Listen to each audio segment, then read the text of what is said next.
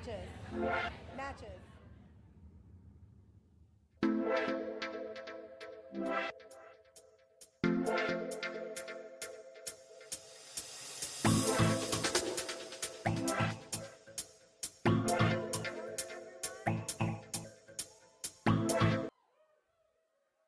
To LitHErotica's first live erotic storytelling evening. The first of many, I hope. A few housekeeping things. If we could all turn off our phones, because nothing says sexy like a vibrating phone. So if we could just put them on silent, airplane mode, whatever it is.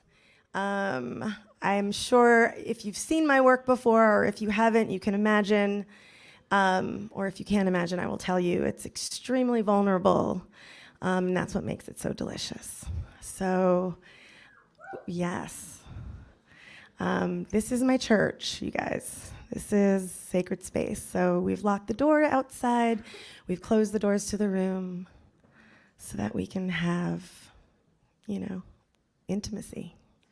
That's what this is. Yeah. Welcome. Thank you for coming out. Yes. Someone is fetching me a lighter somewhere. I am going to light a candle in unity for all of us here sharing this space tonight.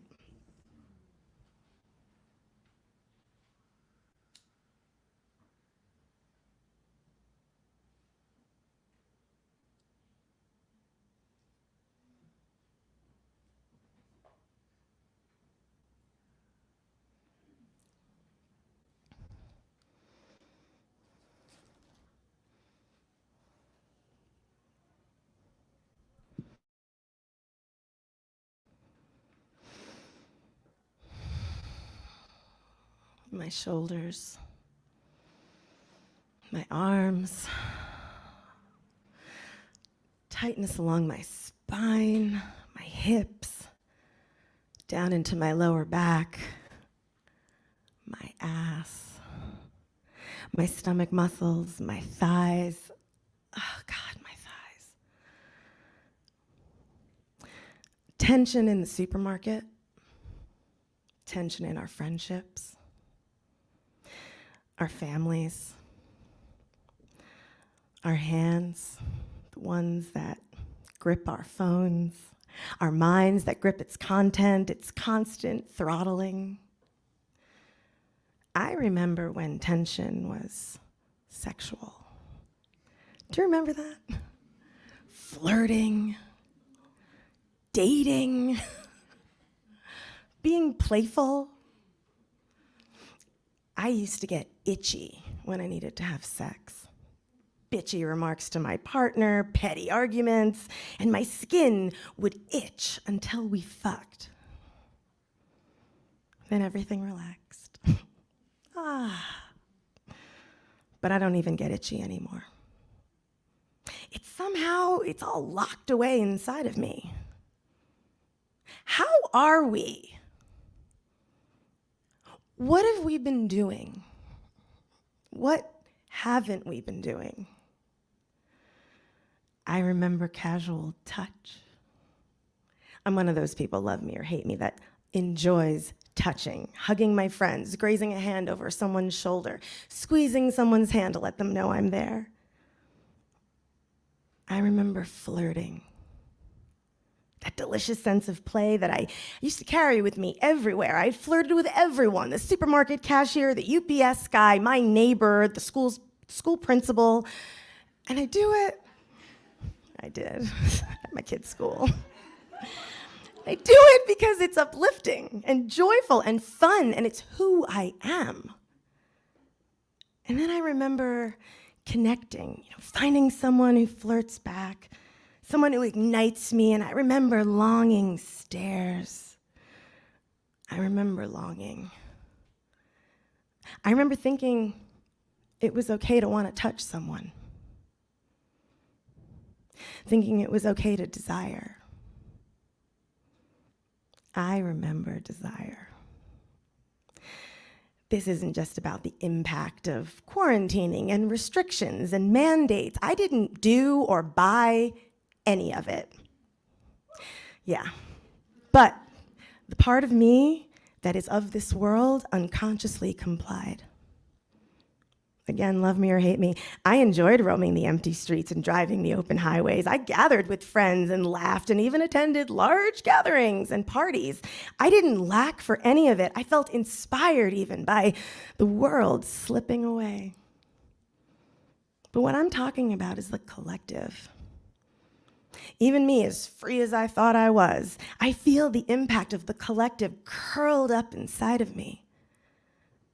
The old world, dead and disintegrating, falling through my fingers, and the more I hold on, the more painful it is to let go.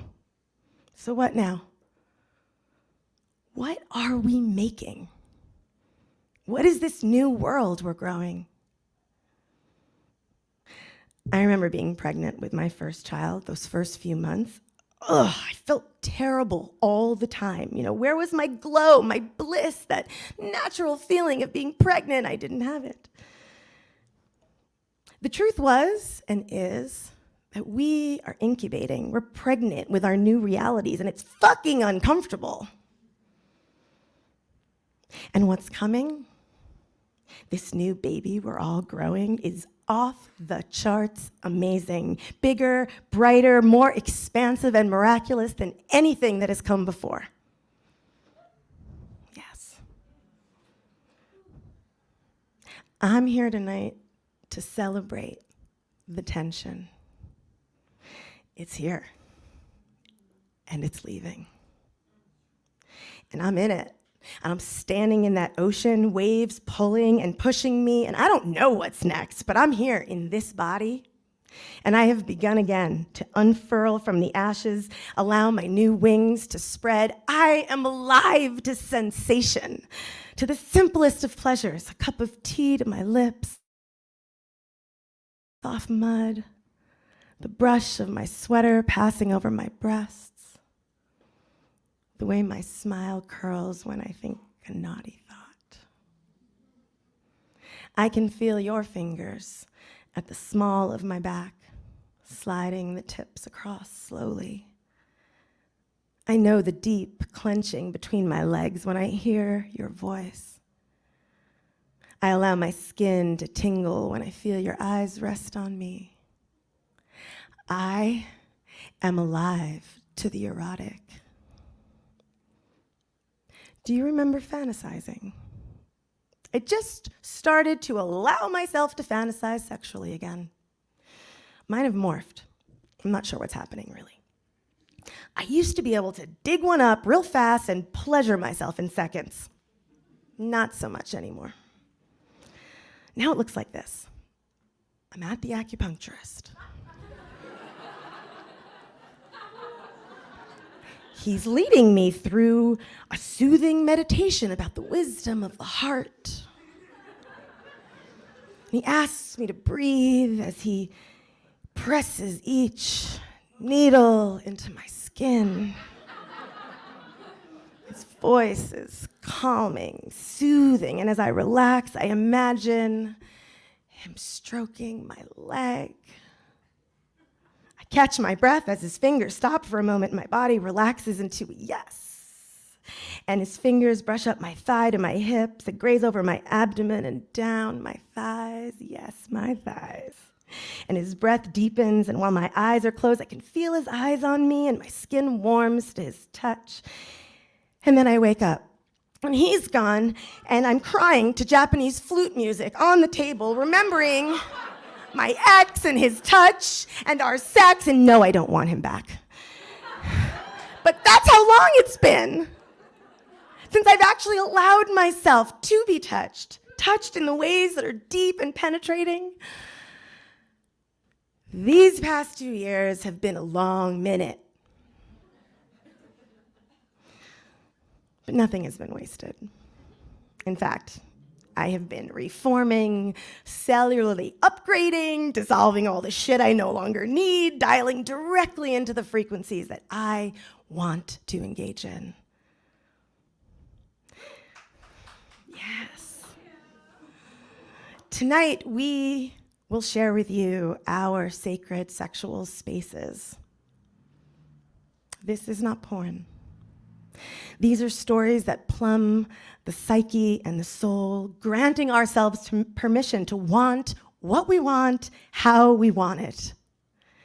This is us and our sexual integrity, sex in real time with real pussies speaking.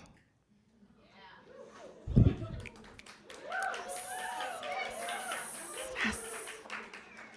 An invitation also to all of you to allow desire to pulse strongly through you, ignite your way forward. This is my prayer. And this is me remembering tomorrow.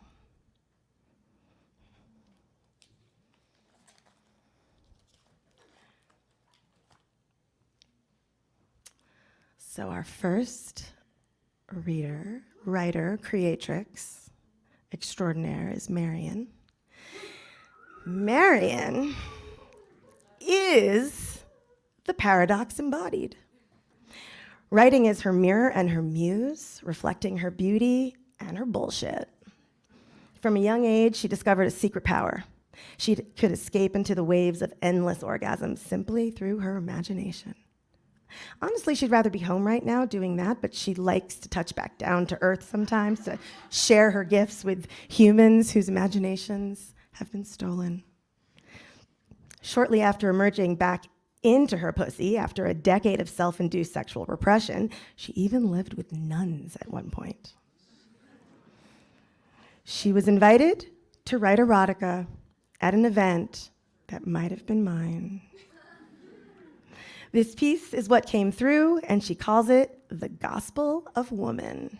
Welcome, Marion.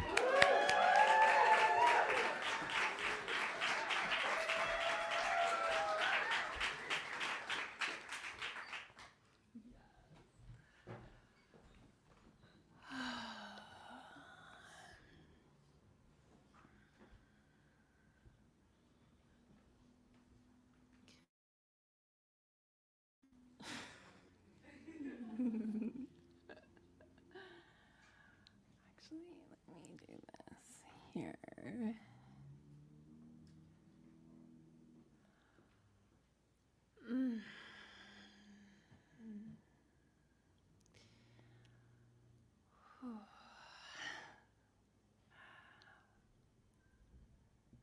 Are y'all ready to hear the gospel?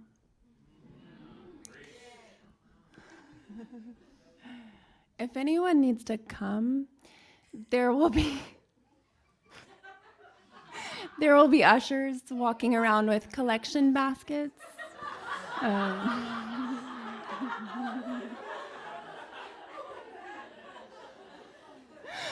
You can just put your offering in there and I'll make sure it gets to the right place. Okay.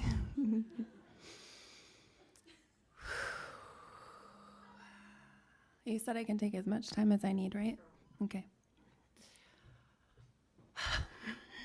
Okay.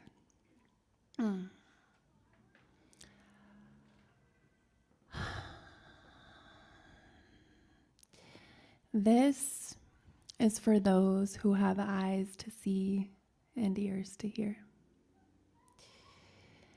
You whose cunt swells at the command of your heart,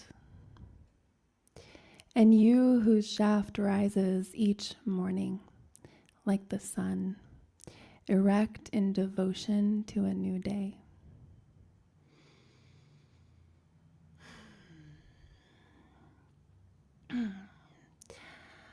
I come bearing the good news. Between these childbearing thighs, there is a never-ending wellspring gushing with grace.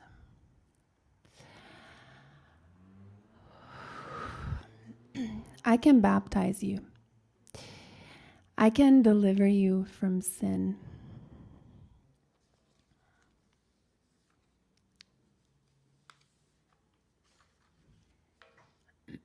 Sin means separation from that which is divine.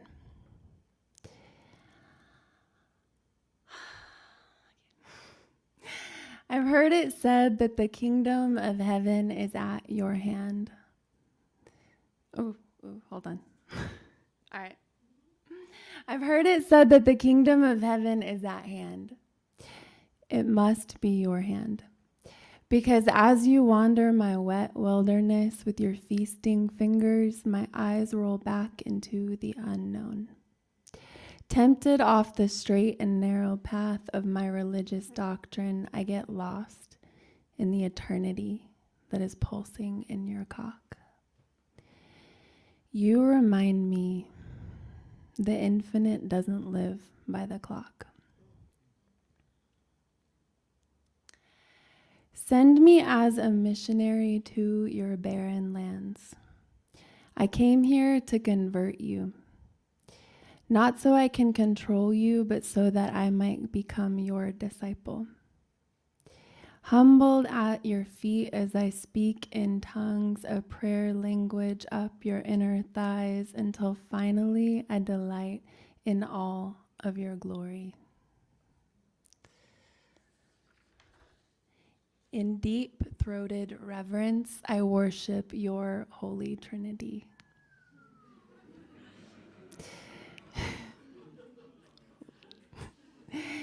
Licking you with sloppy verses of scripture that don't make a fucking lick of sense, but feel so damn good in my mouth. Okay. How I long to swallow every last drop of your sermon.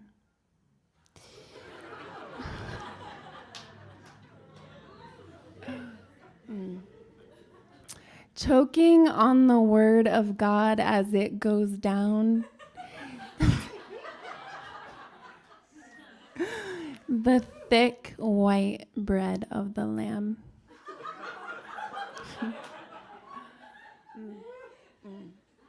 Taste and see that the Lord is good.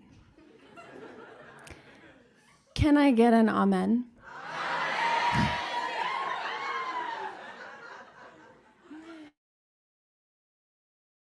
Like this. Amen.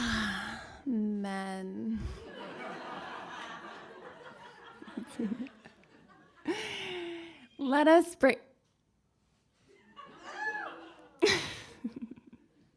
All right. Let us break the bread of our bodies together, sacrificing ourselves as animals to this fire. For the salvation of the 8,000 nerve endings in my clit that have been neglected by years of chastity, and then born again the first time I heard your name.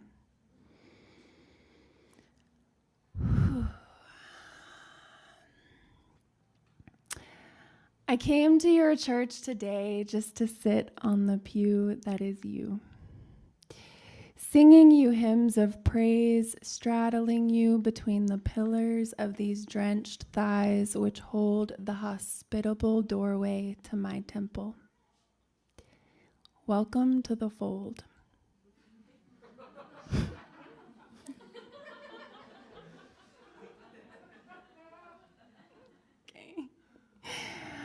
I yearn for you to put your currency in my tithing envelope.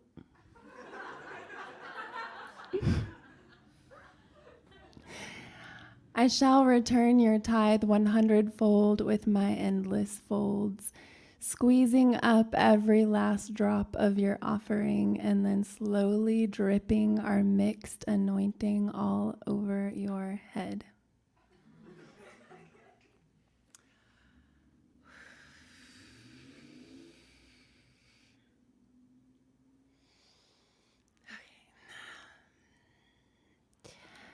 I want to see you rise again and again and again and again. We've been fasting in the desert too long in tantalizing temptation. It is time we feast. I on your manna, you sipping my eternal fountain. And then you become so devout that you tip your tongue to receive my sacrament. and drink of my sacrificial blood. Now I know you are truly a believer.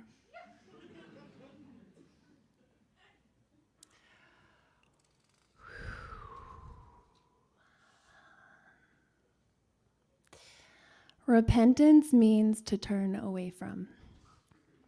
And well, I'm here to make a confession. I want to turn away from you, arching my back while you nail me to the cross of you. Your powerful holy staff parting the waters of my sea so that your army might march through me into my fertile land of milk and honey.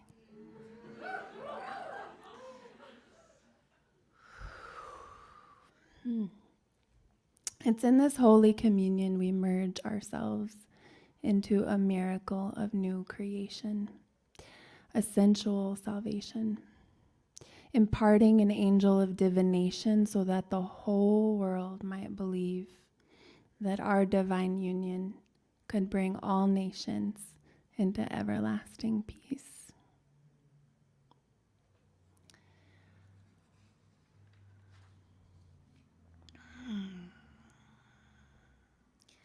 Beloved, follow me. I am the way, the truth, the life. No one comes to the Father except through me.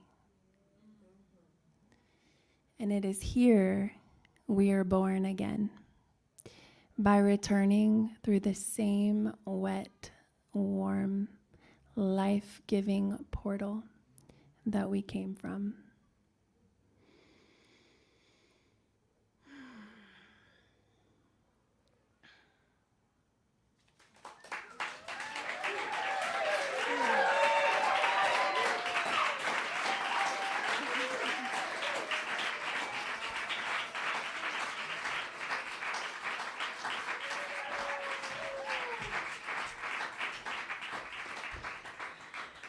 Oh my God, Marion.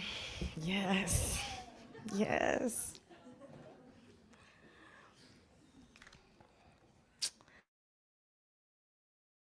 Cora Singer. Cora's biggest complaint as a yoga instructor was that her voice sounded too sexy. So if anyone's sitting on a yoga mat, be prepared to get dirty and downward dog.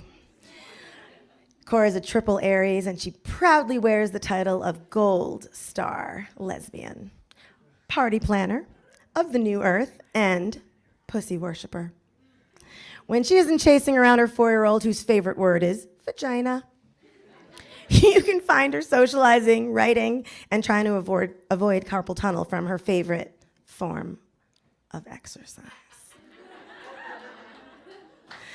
Tonight, she shares her piece with us called Savage Desire.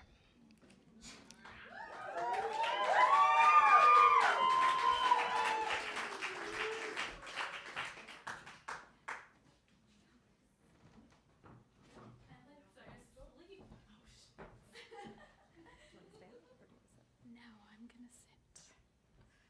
Okay, apparently those chairs are really good.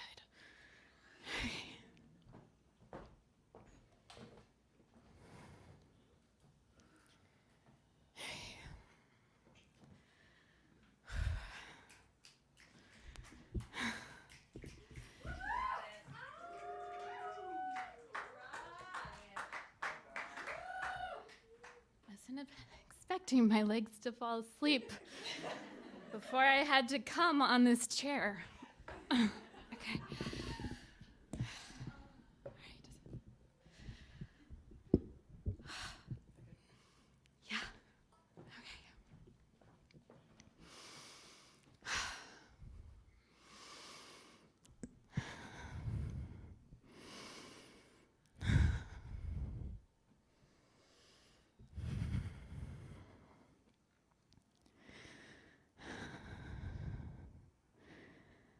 Heather's weight was on top of me, the silky skin of her stomach pressed against my ribs. I placed my hand in the warmth of her cunt, then used my fingers to spread her lips wide open. I wrapped my legs around her back, pulling her on top of me to feel the waters of our excitement merge together. Heather bit my bottom lip.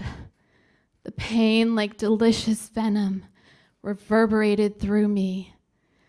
As the stinging sensation faded from my lip, I instantly wanted more. What? I wanted more? I spiraled into my head.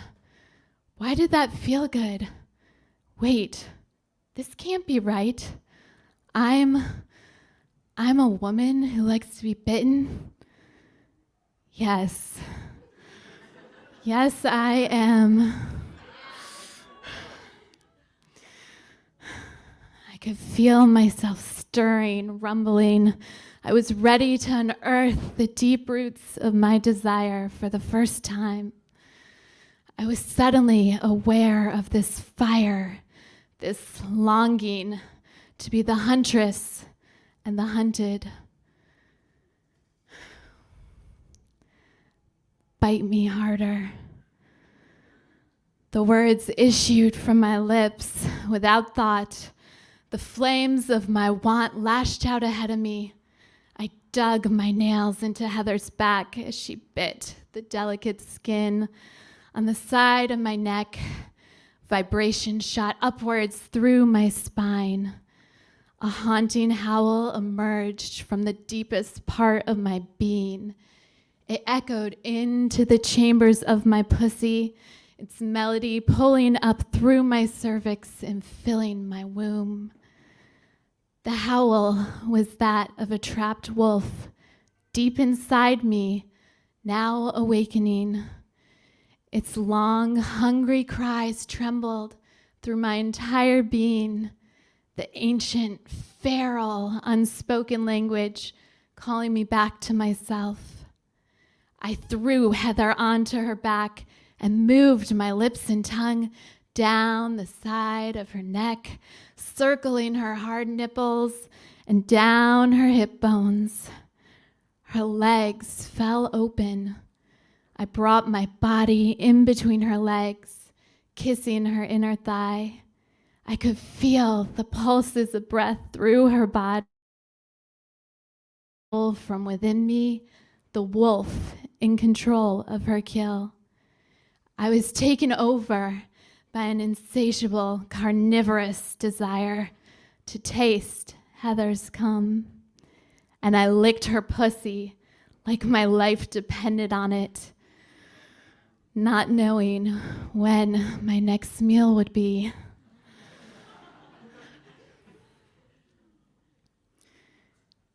It wasn't always like this. I didn't know this kind of sex was possible. I didn't become sexually active until I was 24. Yeah. Then, when I was 26, I met Chastity, the woman I married. Chastity offered me what I thought was emotional and spiritual intimacy. I grew up with a lot of physical issues that made me ashamed of my body. I had spent my 20s reclaiming all the parts of myself I had shut down. At the time we met, it was the very first time in my life I felt beautiful in my body, confident in my intelligence and wisdom, and I came into myself as a lesbian, which helped me own my sexuality and sensuality. I was excited to explore the fiery passion I had dreamed of discovering in loving partnership. What I didn't know then was I was still holding on to deeply embedded shame. I fooled myself into believing Chastity loved all the parts of me, but she didn't want to have sex at all.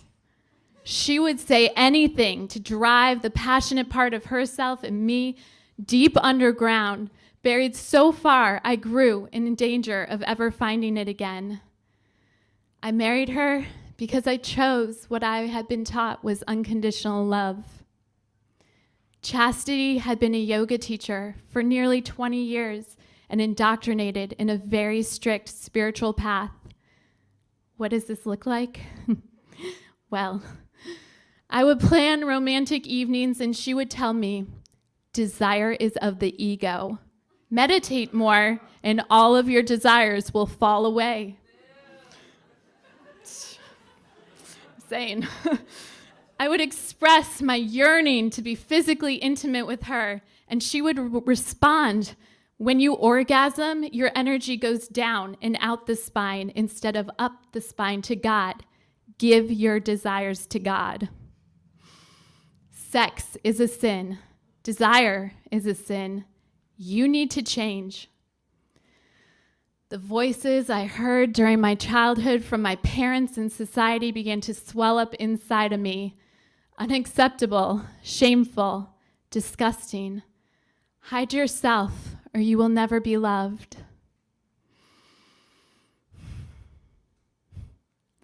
As a child, I was terrified of wolves. This fear developed at the same time I discovered masturbation. I remember I was under 6 years of age. Each time I get caught, my parents yelled at me to stop, but I could not be controlled. I would slide down the bed frame to feel the tickling sensation between my legs. I would touch myself during reading lessons at school. I would rub against the coffee table while sitting on the floor eating pizza. There was something savage in me that didn't align with their white picket fence image. I was ravenous for pleasure before the word was even a part of my vocabulary. My very natural, seemingly inborn desire began to enmesh itself with shame and fear my parents thrusted at me, and this manifested as a wolf, terrorizing me from my closet every single night. Fearful of the beast I knew craved blood, I would hide under my covers.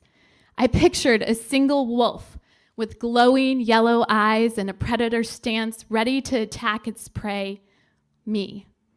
The wolf hid just behind my closet door, behind a thin veil of darkness. I would lay motionless with fear, barely breathing, as not to tempt the wolf with the faintest sound. I had my stuffed animals pulled tightly around me, standing guard. They surrounded my body from head to toe.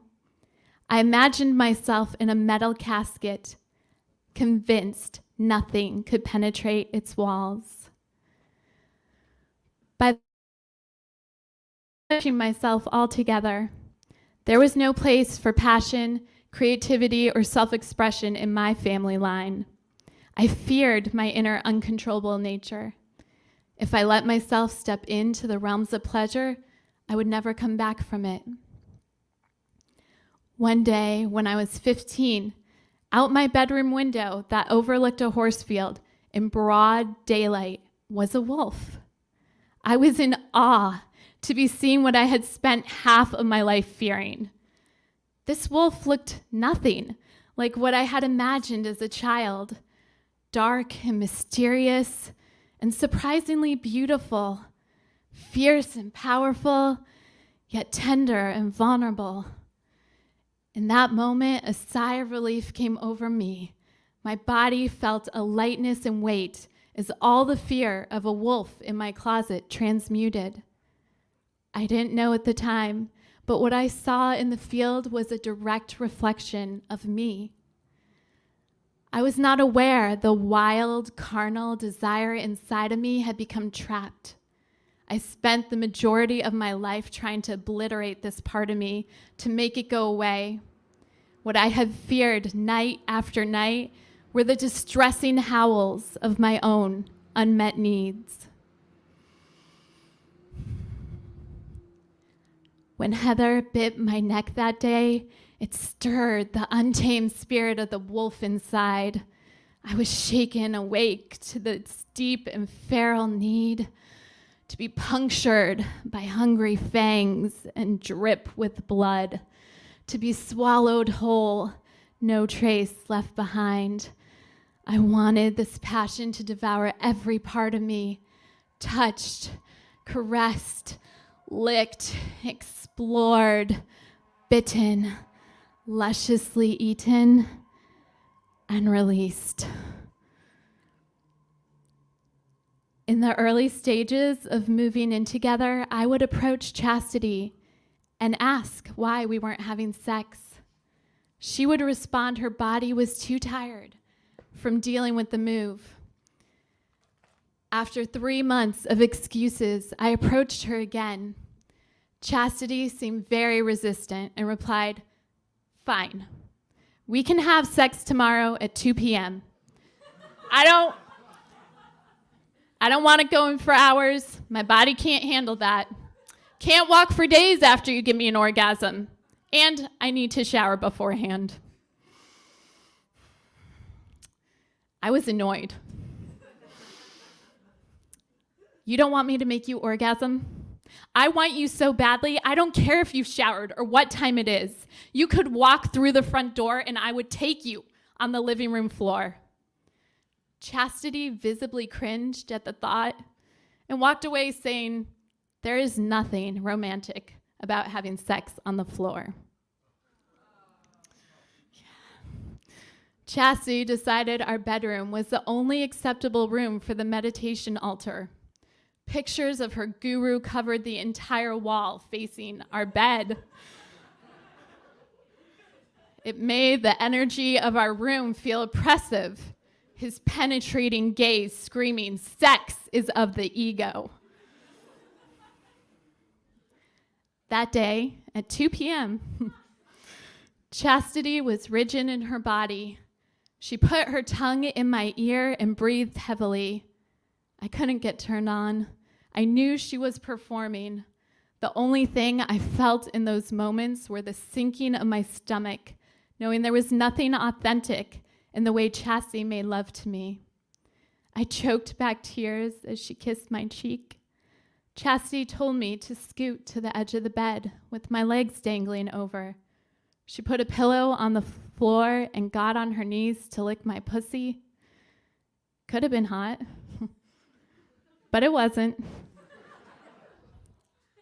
There was this way she literally distanced herself from me physically when making love that made me feel like I wasn't worthy, that I truly wasn't desirable. I made my breath grow heavy, faked an orgasm while tears streamed down my cheek. I didn't want to have sex this way.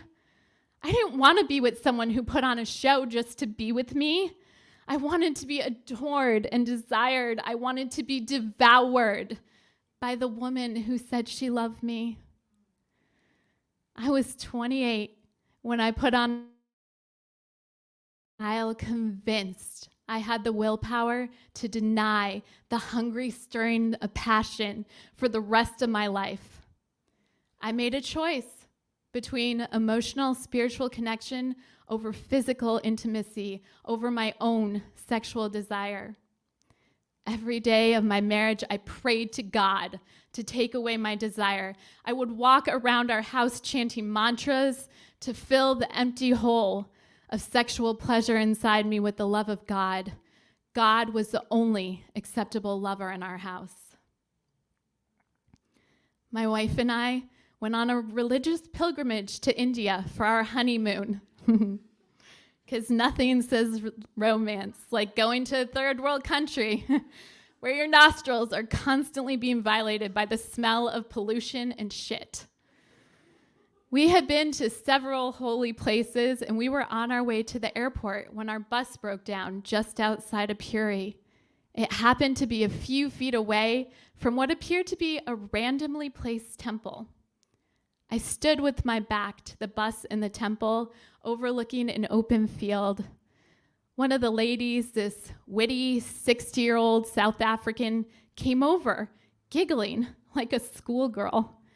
I suddenly felt interested in whatever was at that temple, and I walked over there to explore it while we waited for our bus. There were bright, dramatic colors, reds, blues, yellows, and golds, and the energy of this temple drew me in towards it. It was completely different than the other temples we had been to, with their strict ways of dressing and all the rules to follow. I couldn't comprehend exactly what I was seeing at first, rows and rows of figurines from floor to sky. As I got closer, I saw massive lions with giant erections, women embraced in sexual acts with one another, more lions receiving blowjobs from men and women, women being penetrated by men with huge penises, women going down on each other. It was wild and luscious and beautiful. Chastity, who was standing next to me, walked away to go to the bus.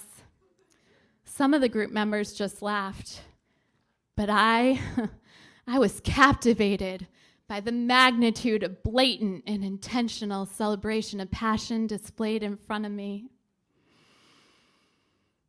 2 days later, I woke up with a fever of 102. I was so weak I could barely move and was practically delirious. Looking back, it's as if my body was having a severe reaction to the collision of worlds I had come across in India. We'd spent most of our time in temples draped with traditional god images, strict practices of meditation, but then that temple of sheer raw pleasure with nothing to hide. I became so ill, we had to leave India. Back in Florida, I could feel this anger boiling.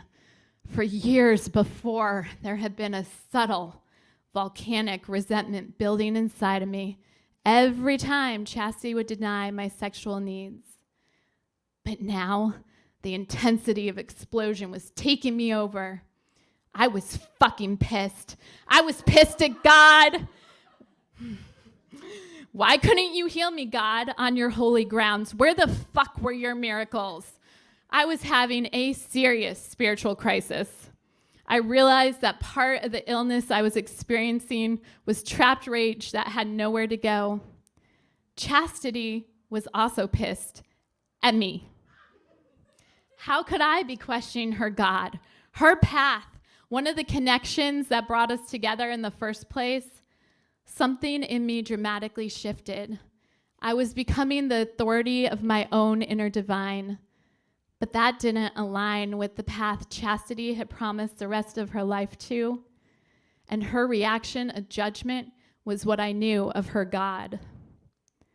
I was barely recovered when I decided it was time to become a Reiki master. At the time, I saw Reiki as a way to channel energy through me as opposed to looking outside of myself for it. During my Reiki attunement, I had a vision of the sacral chakra. Pulsating energies began to swirl in the depths of my blazing fire rising in my cunt, like warm milk and honey lathering the lips of my vulva, awakening the nerve endings of my clit, waves of ecstasy lapping at the shores of my cervix. The vision exploded and pieces fell like ashes all over my womb. I opened my eyes to see my wedding photos on the wall in front of me. I was enraged. I was the one denying the core of my existence for what? How had I betrayed myself to this extent? Shortly after the attunement, I approached my new wife in tears and anger. We had the most romantic wedding ceremony, the best day of our lives. We hadn't had sex in over a year by the time our wedding ceremony came, and you told me you were too fucking tired. You were too fucking tired to make love to me after over a year of denying my sexual existence. I can't do this anymore. I want to have sex. I want to have passion. I want to feel desired. Chastity, who's 16 years older than me, looked irritated and replied, I told you to get sex out of your system before we got together. You were young. I knew you needed to have sex with other people. I was livid. If we had a sexual relationship, we wouldn't be here. I don't need to have sex with several people, but I do need to have sex with one person. That was supposed to be you. Until then, I had always considered myself very loyal and monogamous. I never understood her accusations of getting sex out of my system with other people. At that point in our conversation, Chastity yelled at me, "Go sleep with whomever you want."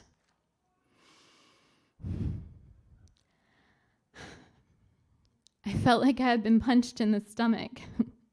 I had changed my entire sense of self to be what Chastity wanted of me, and it still wasn't enough. I asked her to go to couples counseling, but she refused. She realized long before I did, couples counseling was never going to change the fact that she had no sexual desire for me.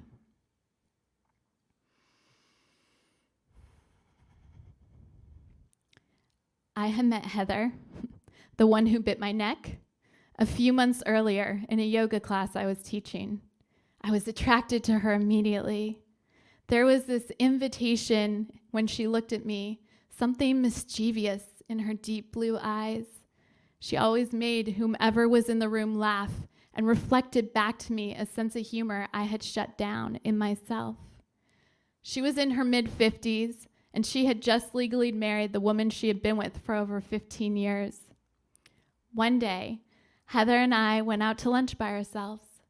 I felt bold, and I asked her, "What's your sex life like?"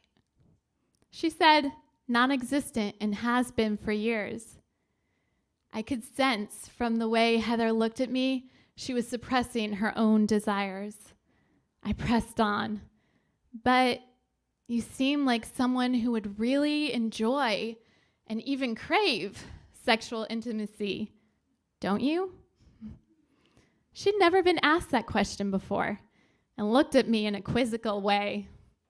Then she enthusiastically replied, "I love sex, but my wife doesn't know how to kiss, let alone anything else. It's terrible.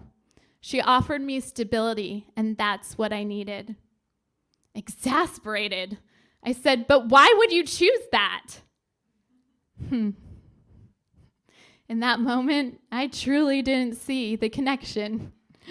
I didn't see how I'd unconsciously chosen the exact same thing. Here was a passionate woman with so much sexual depths to explore. Why would she choose a sexless marriage? Our conversation opened the door for Heather to talk about all the sex she used to have before she met her wife. I smiled and said slyly, "Well,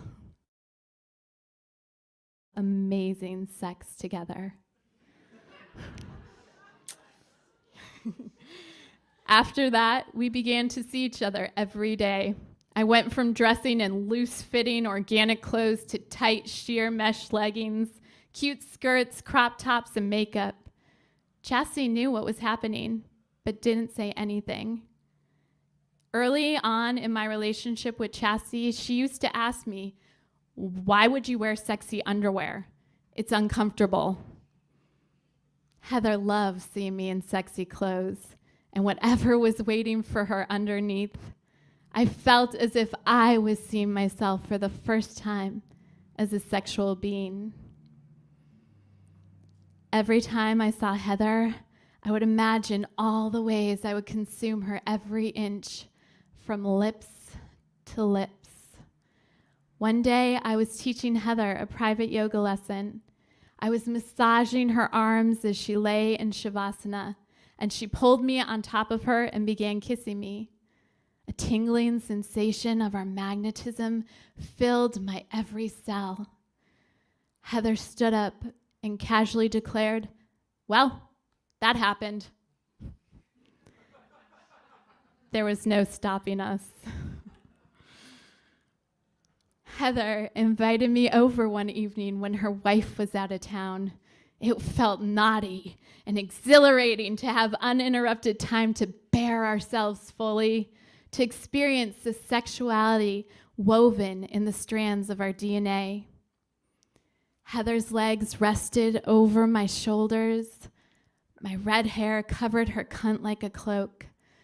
I could feel her body convulsing. My mouth was drenched in her wet release. I had swallowed the juice of ecstasy, and I was ravenous for more. I would not let her rest. She came again and again until I was full. I brought my lips to hers and let her taste the fluids of her own essence. I was so turned on by feeling her orgasm over and over and over in my mouth. I was ready to let her have me.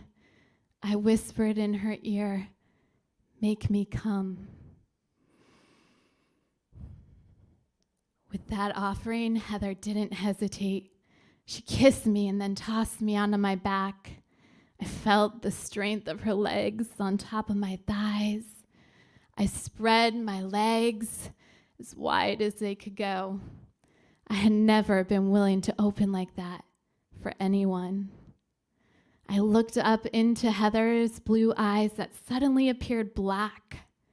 I said her name, but she didn't respond with words, only animal-like groans.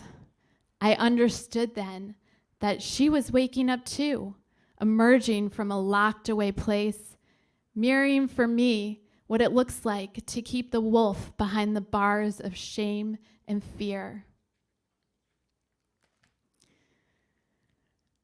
Heather put her hands around my neck. She pressed down as I was about to come. I gasped for air, but I didn't move her hands. "Come, I can't breathe. Come, I'm going to die in the middle of an orgasm. Come, unleash the wolf gasping for life. Come." I grabbed Heather's hands. The act of strangulation brought out a suppressed desire in me I didn't even know existed, the starving beast of my own rapture. Her fingers were deep inside of me. The sheets underneath were soaking wet with my cum. I was still trying to catch my breath when I looked over at Heather and said, "Fuck me again." One day, as I was leaving Heather's condo complex, right there in the middle of her parking lot was a coyote. It was mangy, skinny, and looked like it hadn't eaten for weeks. I was suddenly back to that day when I was a teenager and saw the wolf in the horse field, her nose pointed towards the grass, hunting, how delicately she stalked her prey. I imagined when she found that mouth-watering morsel, that teeth piercing its very life, filling herself with its nutrients, pouring into her mouth, down her throat, juices passing through her heart, into her bloodstream, her cells, becoming a part of her. At the age of 35 now, I know I am the wolf, the beautiful embodiment, fierce and tender, born from the raw, jagged edges, the cunt of the earth. I will taste the flesh, blood, tears, sweat, and cum of the women who choose to run, play, dance, and fuck with the wolves. I howl wild ecstasy under pools of moonlight, discover how much more there is to experience from saying yes, yes, yes to my own savage desire.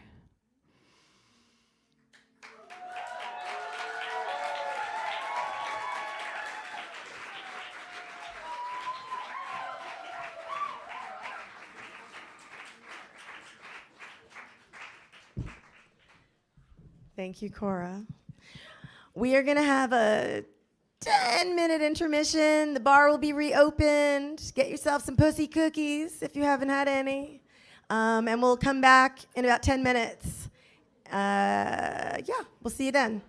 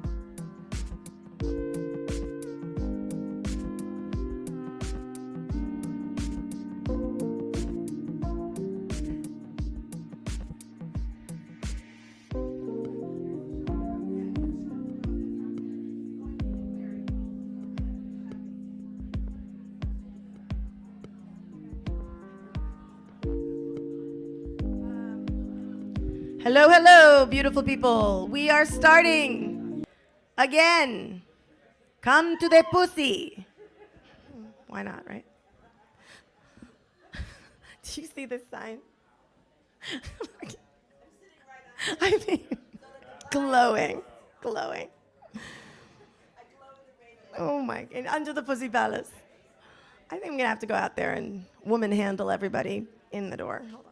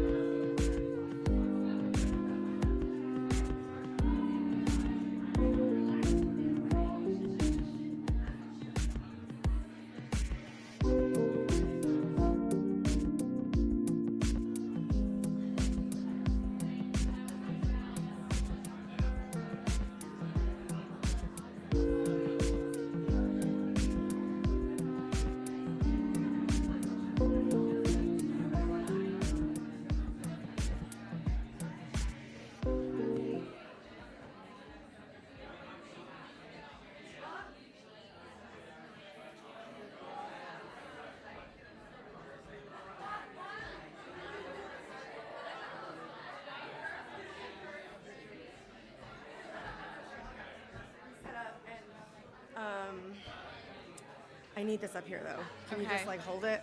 Yeah. So do you want me to take this then to your chair after I'm done reading? Oh yeah. Yeah. I'll just leave it right there. Yeah.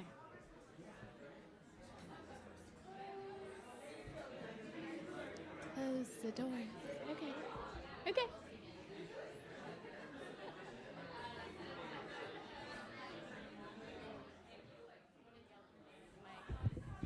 We're waiting for people to pee. So that's why we're holding it. We're good?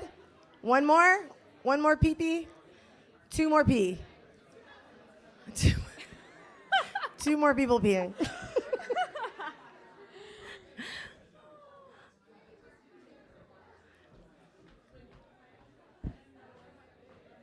One bathroom, people. One bathroom. Sorry.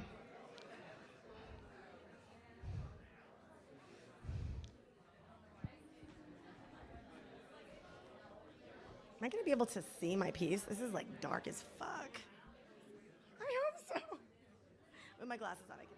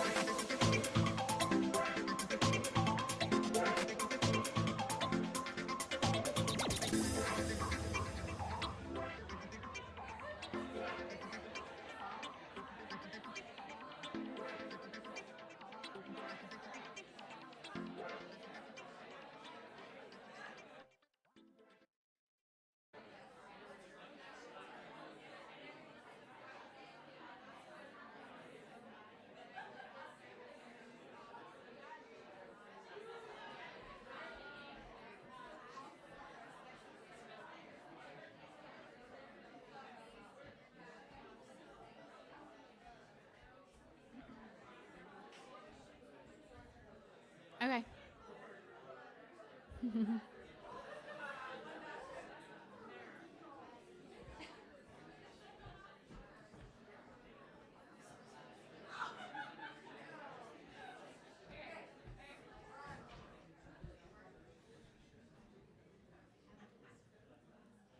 right. Judy started writing erotica for the best of reasons, to turn herself on. She writes mostly to do something else with her hands, but also to distill and honor the moments where things alchemized and transformed. Here she is, reading her piece from the newly published Big Book of Orgasms, Cave Walls.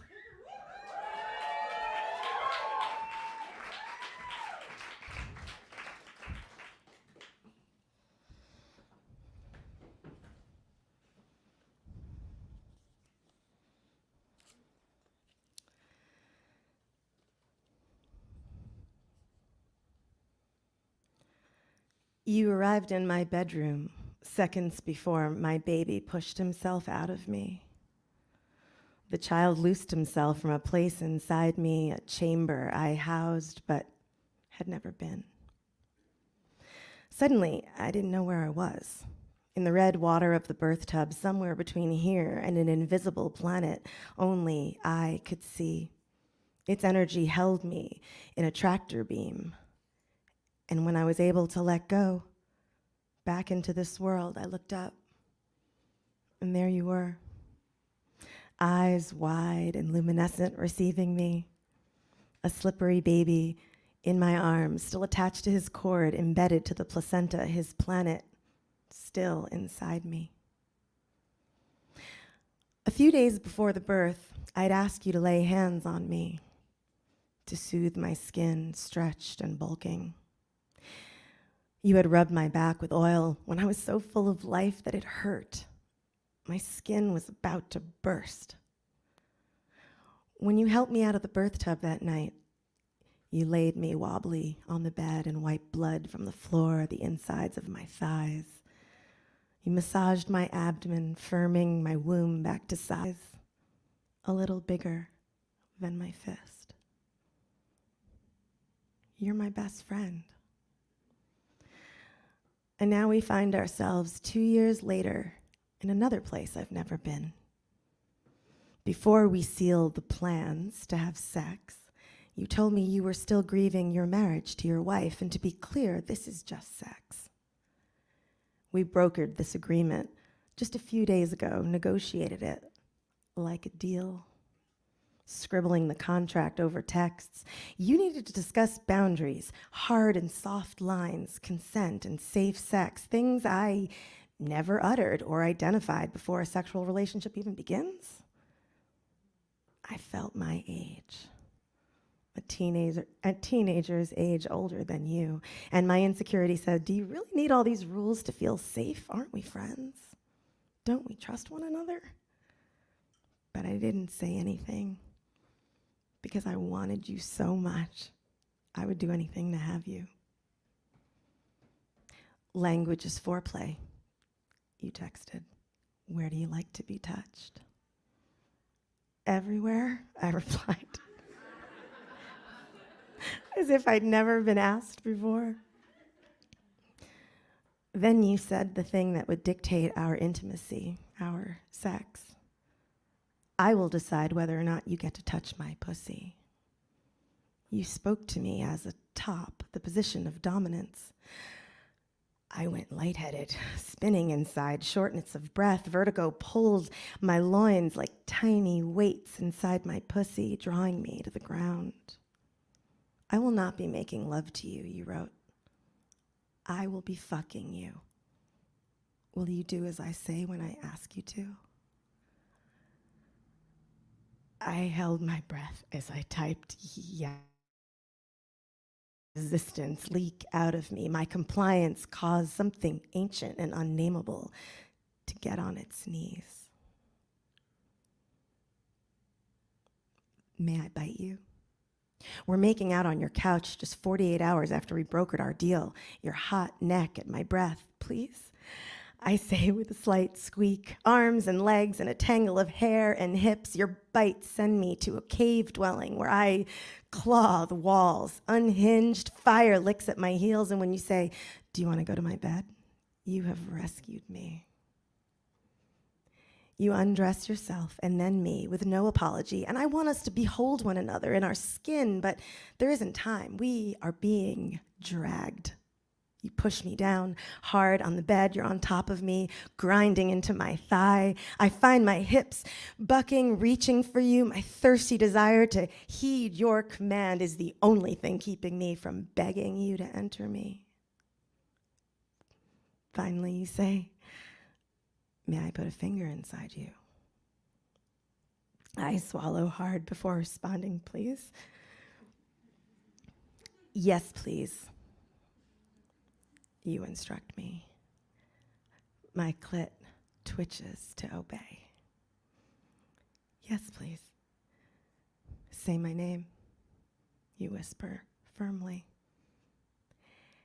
As I do, you slip one finger inside my pussy. My hips and torso twist under you, and I don't hear you ask for the second or the third finger, did you? I only know you are deeper and deeper inside of me, discovering places I didn't know I had, places asking to be touched, pushed, prodded, provoked. No one had bothered to look there before, including myself.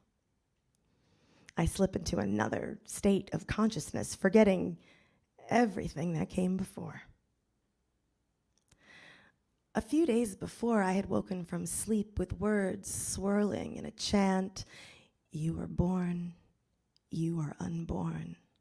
You were born, you are unborn. I chased that voice, but it led nowhere. And here you are with all of your fingers inside of me, and I am inside a cave of myself, and you have lit torches. You're scrawling on shadowed walls, etchings, ancient drawings. You're burrowing inside of me, and I am being excavated. We are making our own language. I make these guttural animal sounds. Your capable fingers are signing the language into the walls of my cunt. We enter the final chamber, the place inside me I was unaware existed until I take your hand, your entire hand, inside me. You and my body knew the way to this place like tour guides to an ancient burial site, and I am the tourist, wandering with you, sprawled and moist, allowing you in, smelling the rain, beat the earth outside your window, squinting through sweat at the spring dusk melting into the blue mountains, and I gasp as if on the brink of life and death into a state where I'm almost inhuman. I'm another life form. This place inside of me has no name, but it has a voice. One that I now know has called to me before, but I didn't answer it because I didn't know what to say. No man's cock has ever reached this place. Only my babies, the ones that lived and the ones that died, have known it. Tonight is where centuries of deep pain slow dances with explosive, exquisite joy in an ancient dance hall. I am screaming. The scream squeezes all the breath from my lungs, clamping down on your hand while I am also splayed open, the most open I have ever been with anyone. I am not my body. I am a light being floating, entwined with your spirit, dancing outside in the stars. And when I come, I shake violently, convulsing, volcanically. My body loses control. I look at your face to anchor me. You're pure, and I know you've given me some piece of myself I didn't know I had lost. We lay in damp sheets side by side like two naked paper dolls spent. The time to return to our separate lives drives towards us fast. You stare at me, and then you stare up at the ceiling and say, sex with you is like It's like the fulfillment of a desire mixed with some kind of theology, a sacrament. My silence is my testimony, the most potent messenger of all that is true. But I don't know what that means because I don't know who I am anymore. You drive me home and I lay in bed alone, our smell imprinted on my skin, soaking down deep into my bones. I think of you, and I wonder if you think of me.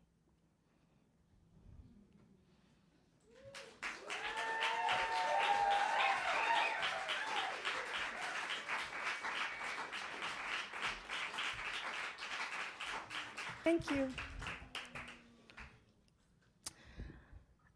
I'm going to read one more piece after the delicious SmokiFantastic joins us. She is a multidisciplinary artist, intergalactic guide, and visionary from planet Venus. She is here to perform The Waterfront.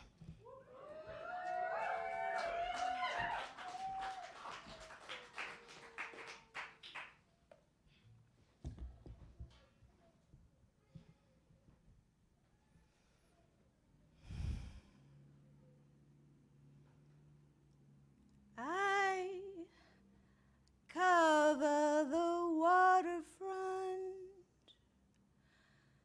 I'm watching the sea. Will the one I love be coming back to me? Here am I, patiently waiting, hoping and longing. Oh, how I yearn. Where are you? Have you forgotten? Will you remember? Will you return? Will the one I love be coming back to me? Petra was a conservative woman in her 30s. Every Thursday night, she came to the waterfront to wait for a lover she has never seen. This night, she feels she will have the courage to face him.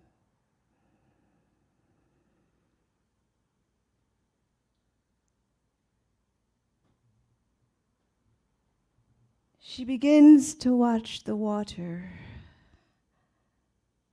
the way she does when he is late, and she becomes impatient. She becomes hypnotized by the water and the waves and the rays of light that illuminate the water from the street lamps. It is foggy and brisk, not a good night for a woman to be alone, but she had to come. She has never been absent. It's on nights like this that she contemplates having a normal relationship.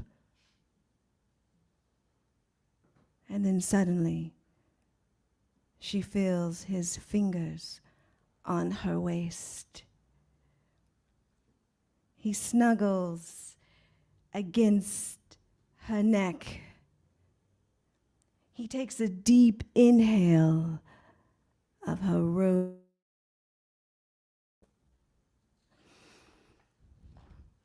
He presses his body close to her, and he rests his sex in the small of her back, and he moans. She opens her lips and closes her eyes, and she runs her fingers through his thick, curly hair. She feels her heart release a different rhythm.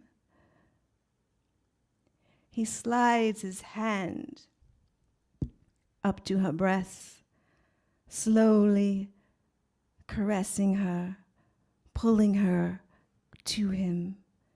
Her knees give in slightly as her body relaxes into the embrace. I want to turn around. I want to see you. I need to kiss. No, you mustn't see me, he says. And then he licks her neck. Please forgive me, he whispers. And then she grinds her hips while firmly massaging his buttocks. She begins to moan and to pump her stomach. Hold on to the rail, he says. So sweet, so sexy. I want to taste you. He rubs his cheeks across her buttocks. With a slow, soft touch, he bites and tongues her deep inside her back flower. Her mouth is swollen, hot, and slippery like her sex. She gasps, and she cries out. Her legs are trembling, and he's holding her up. Please, let me see you. Close your eyes, he says.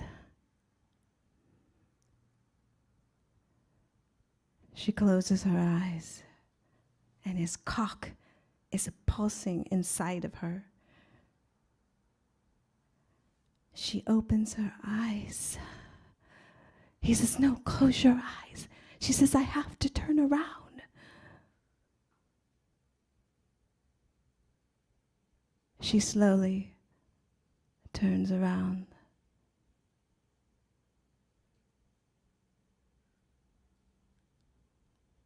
And she sees only fog and mist. She still feels his cock deep inside her. I told you not to turn around, he whispers.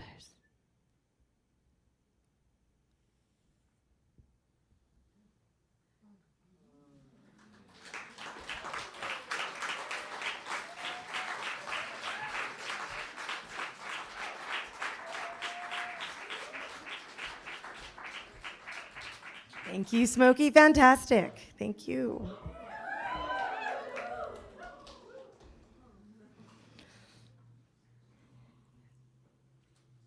And for our last piece of this evening,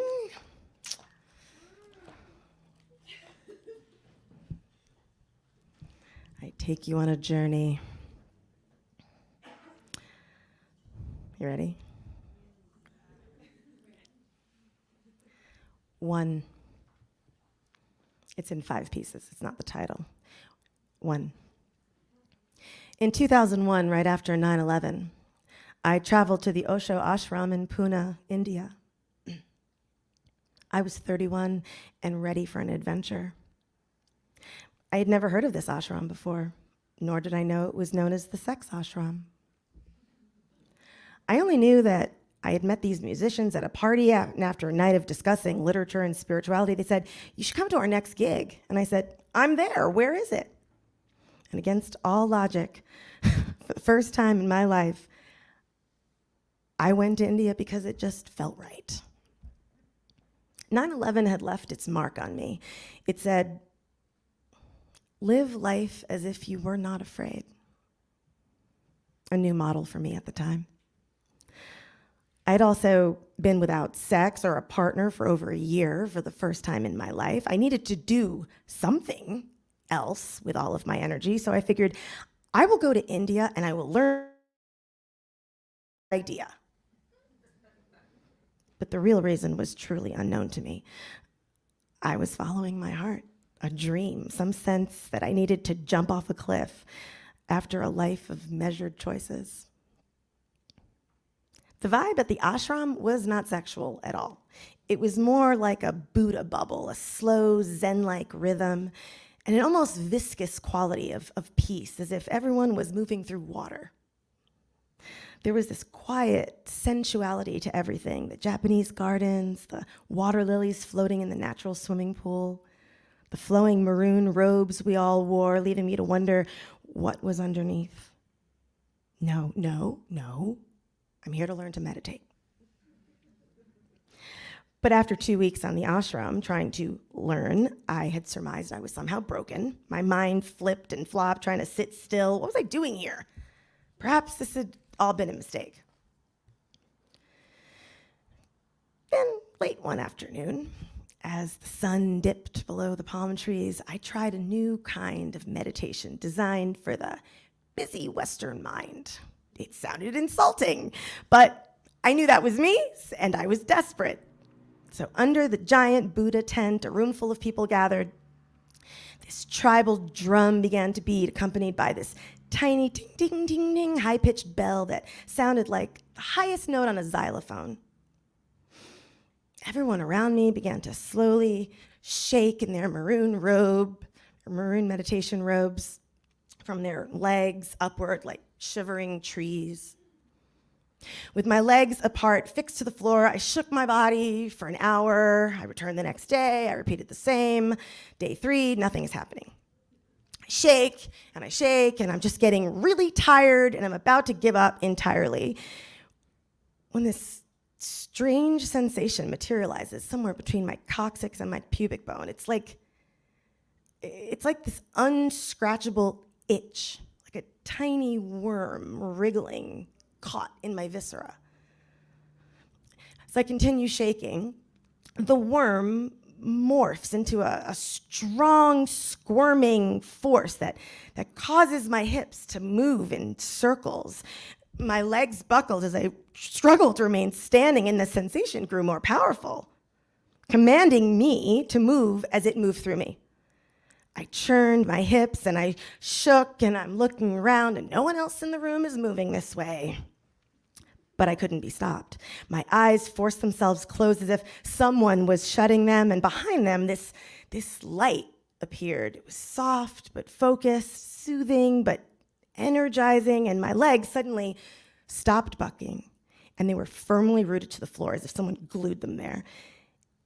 And that tiny worm, it grew into this slithering snake, and then they multiplied, and they were this swarming nest of snakes moving inside of me, climbing slowly, taking their time, but with this very clear intent. They moved upwards toward the top of my head, now like this moving nest of electric eels. And the light behind my eyes intensified and began to rise higher and higher into my head, widening until it took over my entire field of vision, until I was inside this light. And then the light was inside me. And then I was the light.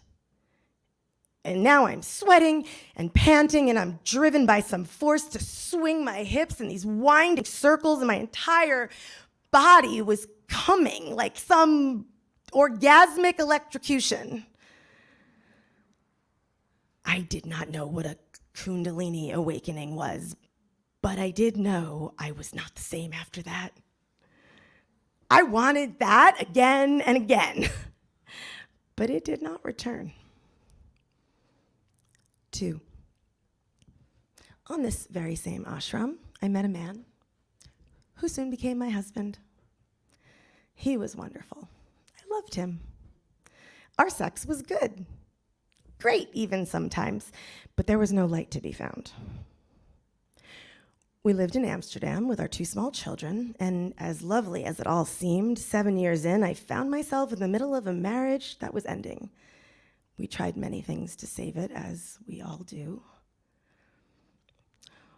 One day, we were trying to have sex in the afternoon, my preference, and I asked him to hit me.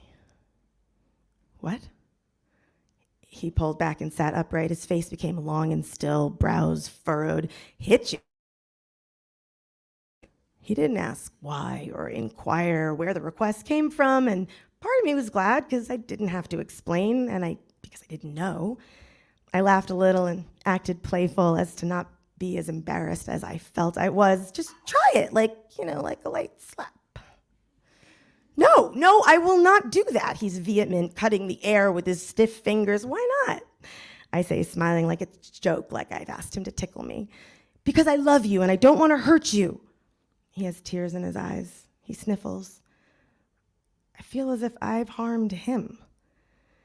In that moment, the desire to be hit starts to leak away like I've peed myself and I'm laying in damp, cold sheets, aware of my shame. I know now I wanted to feel something, a smack, a strong sensation of aliveness that I was not feeling in my life. As much as I wanted that shame to make that desire go away, it only made it stronger. I wanted his love to be enough, but I knew it wasn't. As a last-ditch effort to save us, I asked him if we could try opening our relationship. I had just read The Ethical Slut, and I found that it gave me permission to want what I wanted. Motherhood and being married had matured me in many ways, but what I didn't anticipate was how my appetite for sex had morphed and expanded into a much broader palette. In addition to children, I had given birth to this feral creature inside of me, and she grew stronger every day. I was eager to taste and explore new flavors and drink down many delicious bodies. At 38, I felt new. I remember walking down the cobblestone streets that spring and breathing in this deja vu sense of me in my 20s, going out dancing, my hips moving to the sick beat like some inner sex soundtrack. But now it was even richer and more exciting. I fully owned my sexual power and my desire, and the erotic world blossomed for me once again. My husband agreed to opening our marriage, but I knew it was half-hearted. But it was either him or me. And I knew for the first time in my life I couldn't abandon myself. On a business trip I took to Paris that same spring, I initiated a love affair with one of my coworkers. When he asked me that I please keep our relationship hush-hush to our colleagues, I agreed, only because the secrecy made the whole thing hotter. The last night in Paris, I knocked on his hotel room door like they do in the 1950s films, and he rushed me inside and poured me a drink, and we pawed one another, tearing off each other's clothes. He had this immediate command of my body that was unprecedented. When he got on his knees, his mouth on my pussy, it was like church, a holy and sacred thing.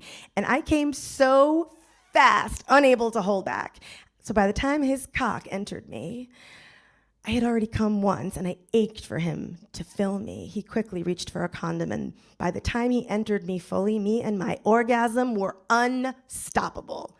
He fucked me slow and deep, and he reached that sweet spot, and I entered a kind of free fall where I am so still, but then I catapulted into what can only be described as the cosmos. And there it was, the light.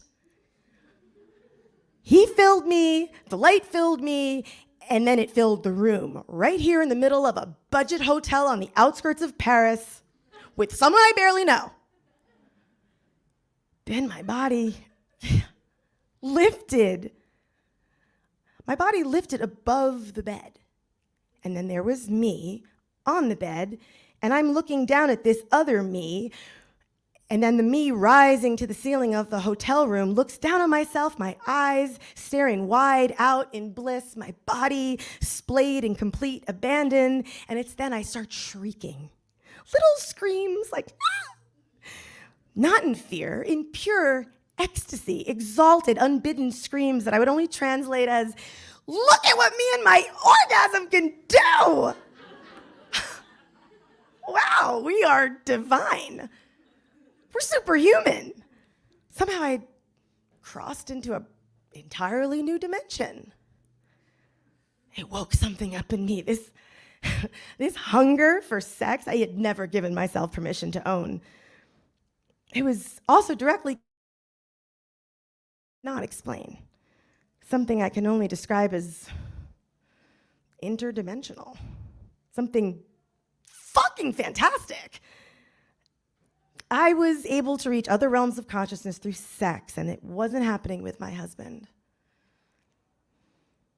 I didn't know at the time that within 2 years, I would receive lots of signs from that force bigger than me, and it would push me to leave him. 3. On the tails of a divorce, I didn't know that was coming. We moved back to New York with our 2 small children, and I take a job as a dominatrix. Because I'm angry at men? Sure. Also, there was some pull, something, again, I couldn't explain to myself. I'd always been fascinated with sex work, but I didn't want to have actual sex for money. And I'd never practiced BDSM in my personal life. Why did I want to do it as a job? As a dom, I did what you imagined I did. I got paid to tell men what to do. Why that never worked in real life? But now I was suddenly getting paid for it? I didn't know. But they did what I told them to do, and when they didn't, I smacked, beat, whipped, caned, and flogged them for it. It was very rewarding work. In many, many ways.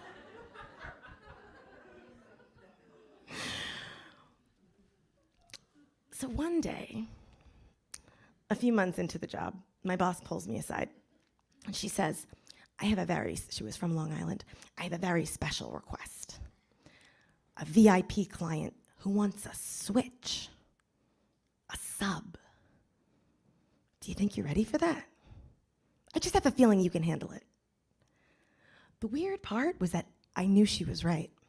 Every part of my mind said, no, are you nuts? You're gonna submit to a total stranger? You've never even submitted to a partner.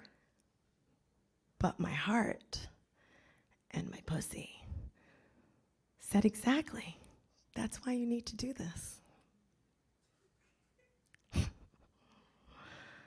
When I enter the room, the first thing that hits me is his scent. It's subtle and warm, a drift of the notes within his cologne. He's on the chair in the middle of the room, in dress pants and cashmere. He's almost 60, graying at the temples, handsome in this refined way. Soft, I think to myself. Surprised. I was expecting someone very large and with square, brutish, thick hands, like those are the ones that like to spank women or hit them or whatever. But instead, this man's hands are manicured and they move with tender elegance. And when he greets me, his dress shirt is still crisp at the end of the day. Maybe he put one on, a fresh one, before leaving the office.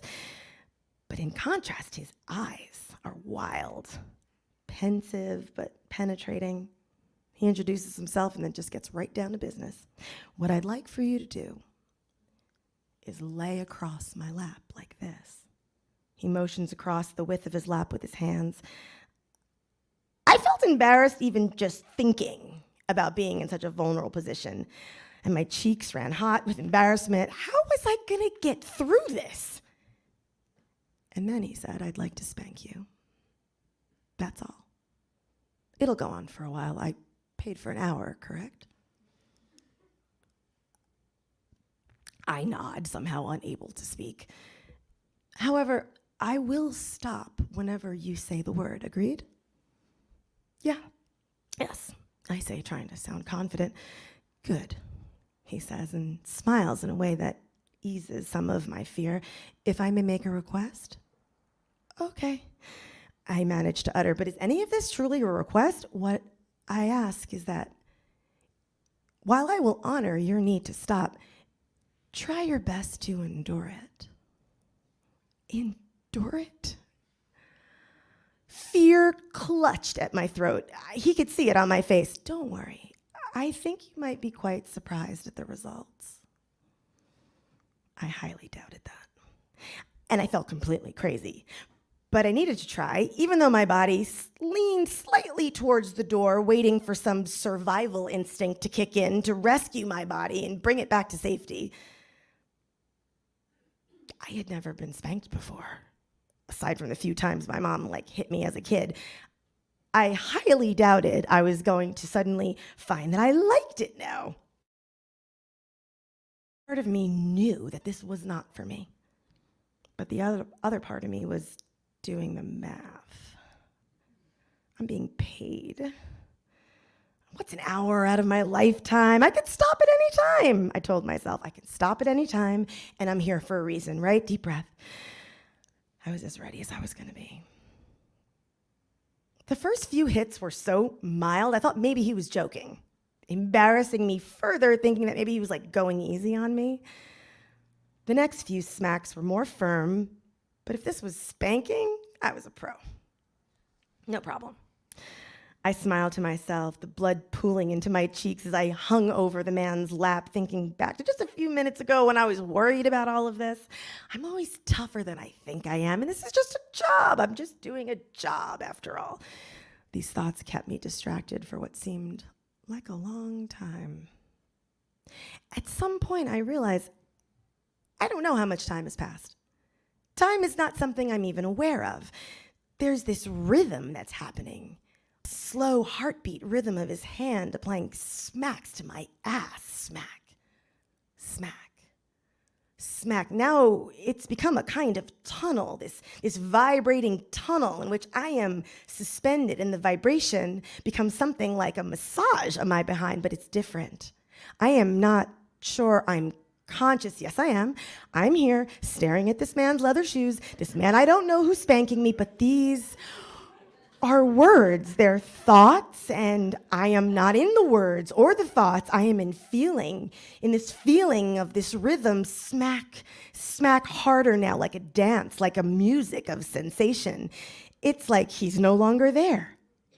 It's only me and the sensation, which becomes stronger, a magnetic force drawing me to it, and I sense pain, burning. It hurts. I should stop. I should just stop, but I don't. My body doesn't want that. Instead, I move towards the pain like a snake on its belly, a snake slithering towards its prey with a hungry, open mouth. And then this feeling, it says there's safety in this place. I can stop this, or I can stay here inside this sensation. I choose to stay because I created this, all of this.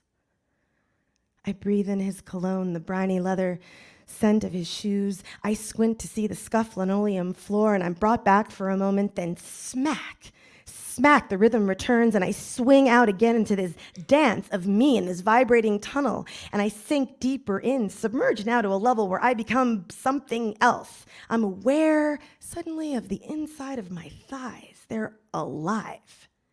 The slaps create a ringing that wraps my thighs like fingers, long fingers, fingers of sensation that are all me or some force now reaching toward my cunt, the sensation in the mouth of my cunt. It's like my cunt is suddenly aware of itself. Smack, smack, smack on my ass, and sensations extend like tongues around to my vulva, my clit, like tiny flames now licking at me, and I hear myself making these sounds as if there's me in my body and a me consciousness, and I'm taking these short breaths that sound like, and they're coming from my mouth, and I make myself quiet because I am at work. I am at work.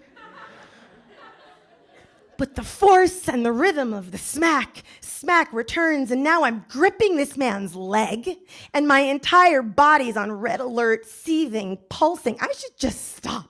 Just say stop. The sensation in my thighs climbs, hot, singeing, reaching up inside of me into my womb, my belly like this laser that shoots straight through the base of my skull.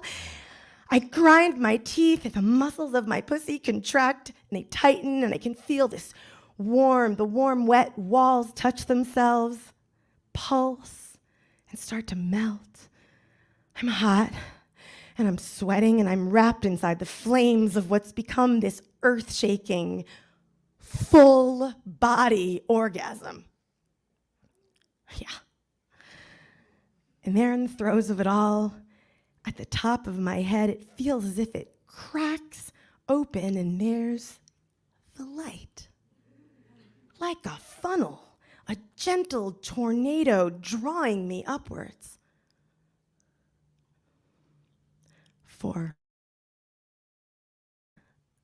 I left the dungeon that night and headed to my lover's house, as I often did. A basement apartment in Brooklyn where it smelled of radiator heat, garlic, and something salty like skin, somewhere between an animal that had been cooked and a human's deep longing for touch. We were not monogamous or even partners, so it was easy and so much fun to tell him my stories from work, but somehow I didn't want to tell him this. There was something about being in control as a dominatrix that I found easy to discuss. This new thing I discovered, it was too vulnerable for me to share because I feared that I'd want that again, and I feared I wanted it from him. There was nothing right about this lover. He wasn't someone my mind told me was right for me, though my body could not stop seeing him. My own animal body traveled to him without the rest of me consenting. Sometimes I'd go there after work and cry, allow the adrenaline to seep out, not because I hated the work, but because I felt everything so deeply. All the sorrow those men poured out, begging me to take it from them. Sometimes I'd feel numb, unable to process any of it. It was all stuck in my body. I went to this lover too so he could extract it from me. The way I asked for this is by saying, fuck me. Fuck me. Fuck me hard. Fuck me harder. It felt wrong in the best possible ways. I wanted him to fuck all the wrong out of me. Not to make it right, but to make me feel. And it worked. I came alive to myself in ways I could never have imagined. His hands understood my body like they had a GPS without me ever speaking about its landscape. His mouth always tasted like sweet water, his neck a warm meal for my mouth, his thick chest a nest for my weary head. And I breathed in his scent and I knew him. This man's penis was an experience. It is etched on the walls of my cunt forever. It wasn't huge or anything we're told as women that we need, but it was magic. A magic wand. Like any penis I'd ever experienced before. When he entered me each and every time over many years to come, it took my breath away. I'd forget my humanness, and I would slip effortlessly into the realms of the divine. Though entirely carnal, I always felt like a mythological creature. And what I enjoyed most was something I'd never enjoyed before. Maybe because my body had changed, maybe because he fit my pussy so perfectly. I loved grinding on top of him in slack-jawed bliss. I'd wind my hips in figure eights, and one day during my gyrations, I became aware of this kind of helix materializing in the core of me, ignited like a giant strand of DNA, riding his cock, that magic wand. The helix formed two snakes winding themselves through me, and even before orgasm, I'm in between worlds. I'm in two places at once. These feral sounds tumbling out and mumbling things I didn't understand, like a secret code that opened this passage, this triangular portal from my heart upwards, then to the light. That light drew me upwards and it lifted me up into it like a siren song, like a sick beat from a 90s rave, like the world coming undone inside of me, asking me to reach for more. 5.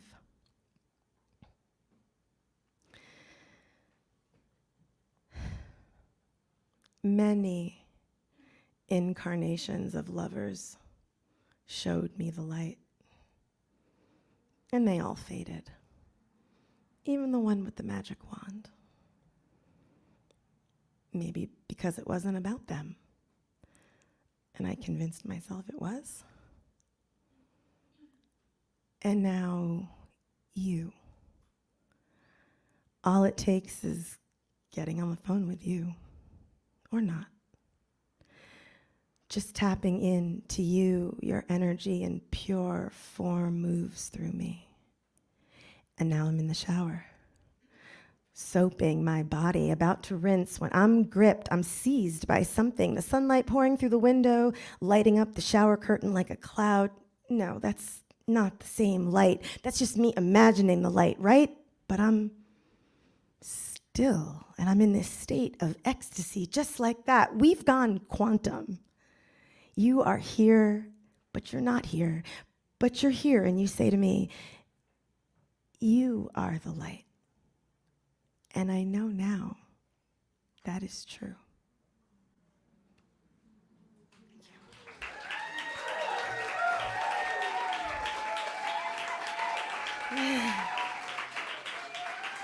Thank you.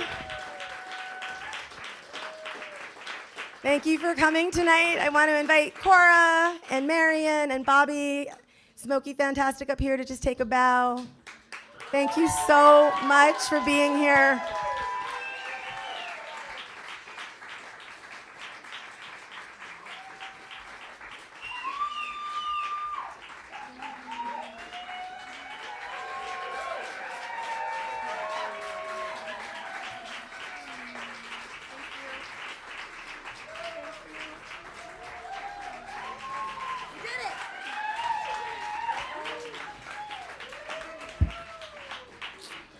Enjoy the space for 15 minutes. We plan to have a Beltane, fucking delicious, sexy storytelling, erotic storytelling somewhere at the end of April. So look us up and come back. Thank you.